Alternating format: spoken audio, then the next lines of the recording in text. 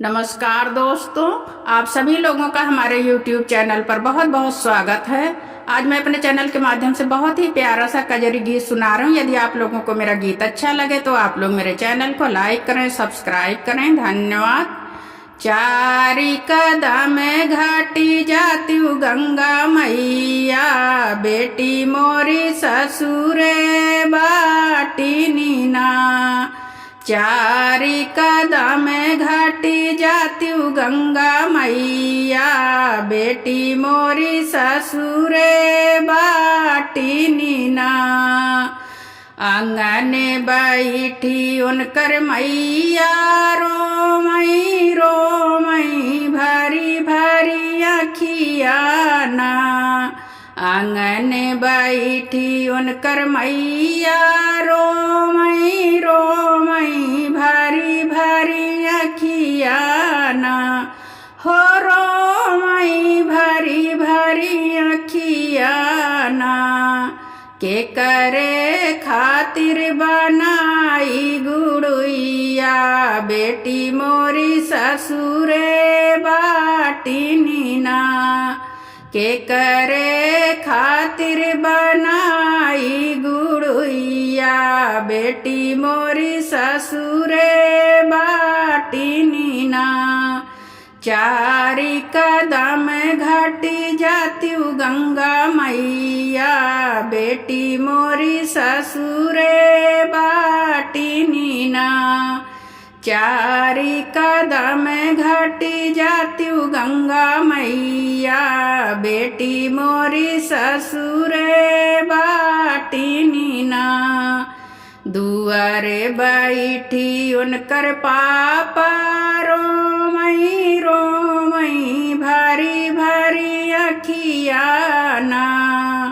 दुआरे बैठी उनकर पापा, रोमई रोमई भरी भरी अखियाना।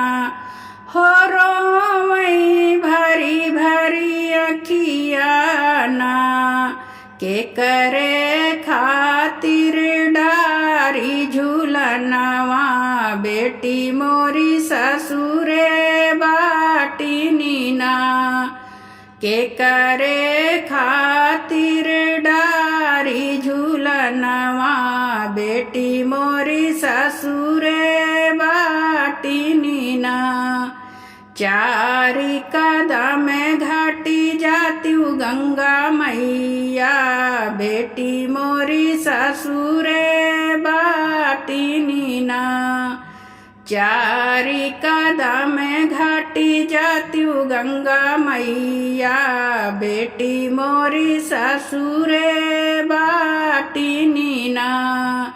सीता रसोइया बैठी भाभी, रोमई रोमई भरी भरी अखियाना। सीता रसोइया बैठी भाभी, रोमई रोमई भरी भरी अखियाना। हो रोमई भरी भरी अखियाना।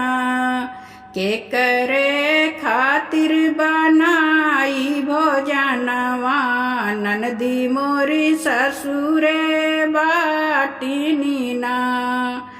के करे खातिर बनाई भोजनवा, ननदी मोरी ससुरे बाटी नीना। चारि कदम घाटी जात्यु गंगा मैया, बेटी मोरी ससुरे बाटी नीना। चारि कदम घाटी जात्यु गंगा मैया, बेटी मोरी ससुरे बाटी नीना। दुआरे बैठी उनकर भैया, रोमई रोमई भरी भरी अखियाना। दुआरे बैठी उनकर भैया, रोमई रोमई भरी भरी अखियाना। हो रोमई भरी भरी अखियाना। के कर अब की पीटब गुड़िया, बहिनी मोरी ससुर बाटी नीना। के कर अब की पीटब गुड़िया, बहिनी मोरी ससुर बाटी नीना। चारि कदम घाटी जात्यु गंगा मैया, बेटी मोरी ससुर बाटी नीना। चारि कदम घाटी जात्यु गंगा मैया, बेटी मोरी ससुर